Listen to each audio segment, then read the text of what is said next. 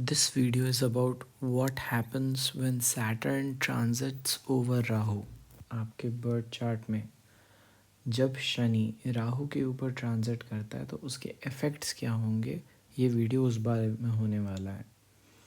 सबसे पहले आपको देख लेना है कि आपके कुंडली में राहु किस जगह पे स्थित है। जिस जगह पे राहु होगा वो सबसे ज़्यादा एक्साइटिंग प्लेस बन जाता है, और जब सैटर्न यहाँ एक्साइटमेंट पे आता है तो उस एक्साइटमेंट को ख़त्म कर देता है, स्लो डाउन कर देता है, फ्रस्ट्रेट कर देता है। तो जो वर्ड्स अब मैं बोलने जा रहा हूँ वो वर्ड्स कीवर्ड बन जाएंगे जब सैटर्न राहु के ऊपर ट्रांजिट करेगा। पहला कीवर्ड बनता है डैमेज। डैमेज इसलिए क्योंकि राहु का जो एनर्जी होता है वो बहुत ही ज़्यादा एक्साइटमेंट क्रिएट करता है, किसी भी चीज़ को ओवर कर देता है। Whatever you do over, you are obsessive about it. और जब सैटर्न उस प्लेस पे ट्रांजिट करता है तो उस ओवर को और ओवर पावर कर देता है, जिसकी वजह से चीज़ें कोलैप्स कर जाती हैं। बहुत ही ज़्यादा फ्रस्ट्रेटिंग टाइम पीरियड होता है। सेकंड कीवर्ड जो सैटर्न का ट्रांजिट राहु के ऊपर होता है तो सेकंड कीवर्ड बनता है फ्रस्ट्रेशन। जिस हाउस में ट्रांजिट करेगा उस हाउस को फ्रस्ट्रेट कर देगा। कोई भी काम आपसे क्लियरली नहीं हो पाएगा। उस हाउस में, जिस हाउस में राहु पॉजिटेड है, उस हाउस में जब सैटर्न ट्रांजिट करेगा तो उस हाउस में चल रहे प्रोसेस को बिल्कुल ही बर्बाद कर देगा। सपोज़ आपको फ़िल्म शूट करनी है, आपने बुकिंग कर रखी है, वो फ़िल्म बर्बाद हो जाएगी। सपोज़ आपने हीरोइन हायर की, कॉन्ट्रैक्ट हो गया और सैटर्न आपका राहु पे ट्रांजिट कर गया, वो हीरोइन या तो मना कर देगी या फिर हीरोइन को ही कुछ हो जाएगा। इस टाइप के सिचुएशंस अराइज होते हैं। थर्ड कीवर्ड है स्कैम। स्कैम का मतलब है गलत होना। आपके साथ कुछ भी गलत होता है।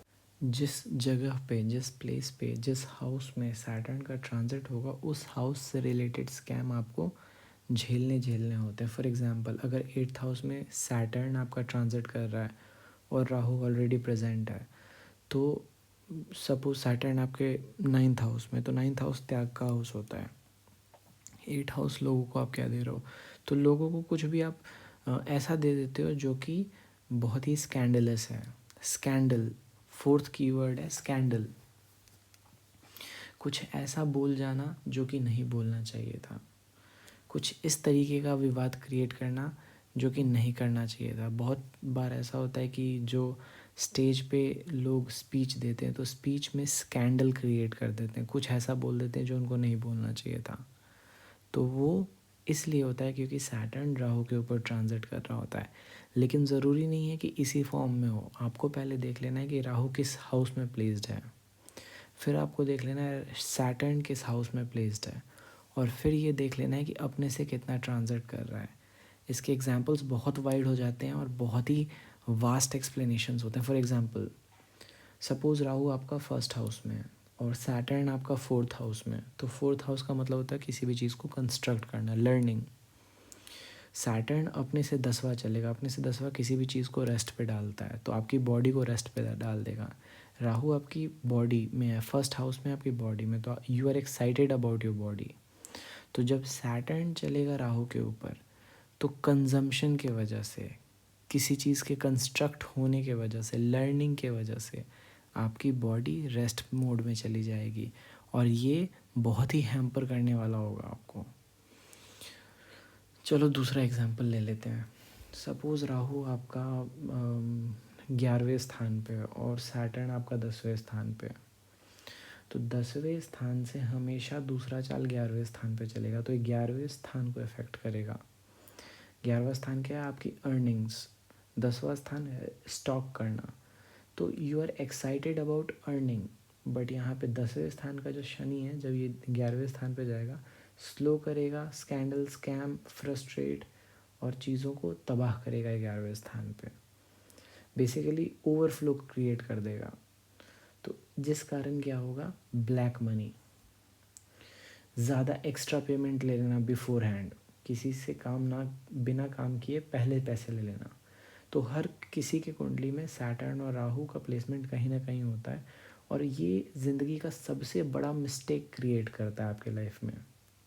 जब भी सैटर्न राहु के ऊपर ट्रांजिट करता है तो ज़िंदगी का one of the teaching lessons इंसान सीखता है उस समय में जिस समय में सैटर्न राहु के ऊपर ट्रांजिट करता है। आप अपने बर्थ चार्ट को उठाओ, देखो कि आपका सैटर्न और राहु कहाँ कहाँ है और वो कैसे ट्रांजिट कर रहे हैं। जिस तरीके से ट्रांजिट कर रहे होंगे उस तरीके से आपने scams, frustrations, mistakes, basically Saturn का transit over the Rahu are the mistakes that you do in your life. ये वैसे मिस्टेक्स होते हैं जो कि बहुत ही ज़्यादा हार्मफुल होते हैं। सपोज़ आपका सैटर्न 7th हाउस में और राहु 3rd हाउस में है। 7th house is people, 3rd house is whatever you say, whatever choices you make. तो जब सैटर्न राहु पे ट्रांजिट करेगा तब वो तीसरे स्थान को अफेक्ट करेगा। तो तीसरे स्थान पे आप ऐसे चॉइसेस, आप ऐसे लोगों से जुड़ जाओगे जो आपकी ज़िंदगी बर्बाद करके रख देंगे। लोगों का चुनाव आपका सबसे रॉन्ग डिसीजन होगा। कब? जब सैटर्न तीसरे स्थान पे ट्रांजिट कर रहा होगा। अपने से नौ माह मतलब रिलीज़ करना, तो ऐसे लोगों को धोखा दे दोगे जिनको धोखा नहीं देना चाहिए था। सपोज़ आपका राहु 9वें स्थान पे और सैटर्न आपका 5वें स्थान पे, तो 5वें स्थान का सैटर्न अपने से 5वां 9वें स्थान पे चलेगा। तो अपने से 5वें का मतलब है किसी भी कमिटमेंट को, तो ऐसी चीज़ों से कमिट कर देना जो आपको बाद में सेक्रीफाइस करनी पड़ जाए। तो ये वो मिस्टेक होगा जहाँ पे आप ऐसे चीज़ को सेक्रीफाइस करते हो जो आपको रिग्रेट रह जाएगा, ज़िंदगी भर आप रिग्रेट करोगे। 5th हाउस होता है इनिशिएशन, परमिशन, लव। तो जब सैटर्न 9th हाउस को ट्रांजिट करेगा जहाँ पे राहु विराजमान है, तो आप पहली बात तो 9वां स्थान रिलीज़ करोगे। राहु है तो ओवरफ्लो कराएगा वो, सैटर्न है तो स्टॉप करेगा, फ्रस्ट्रेट करेगा उसको।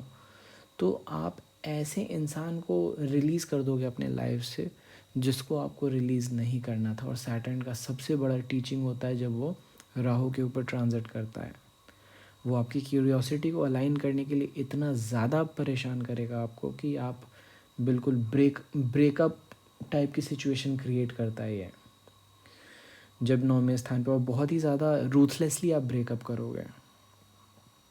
सपोज़ आपका राहु 6th प्लेस पे है और सैटर्न आपका 7th प्लेस पे है, तो 6th place is what ever you do, 7th place is people. और जब भी अपने से ट्रांजिट करेगा सैटर्न तो अपने से 12वां ट्रांजिट करेगा 6ठे स्थान पे। तो 12वां transit is ending, what it is ending, तो 6ठा स्थान आपका लिवर भी होता है। तो लिवर फेलियर के चांसेस बहुत ज़्यादा बढ़ जाते हैं और मैंने बहुतों की कुंडली में देखा है ये कि लिवर पे इफ़ेक्ट पड़ता है। 6ठे स्थान पे अगर इफ़ेक्ट पड़ा तो लिवर पे भी इफ़ेक्ट पड़ता है। लोग, 7वां स्थान, जितने भी लोग हैं, लोगों को छठा स्थान इज़ लीगल बैटल्स। जब भी 12वां चाल चलता है सैटर्न, लीगल बैटल्स, तो आप किसी ऐसे आदमी को ब्लेम कर दोगे किसी ऐसी चीज़ के लिए जो उसने कभी किया ही नहीं है।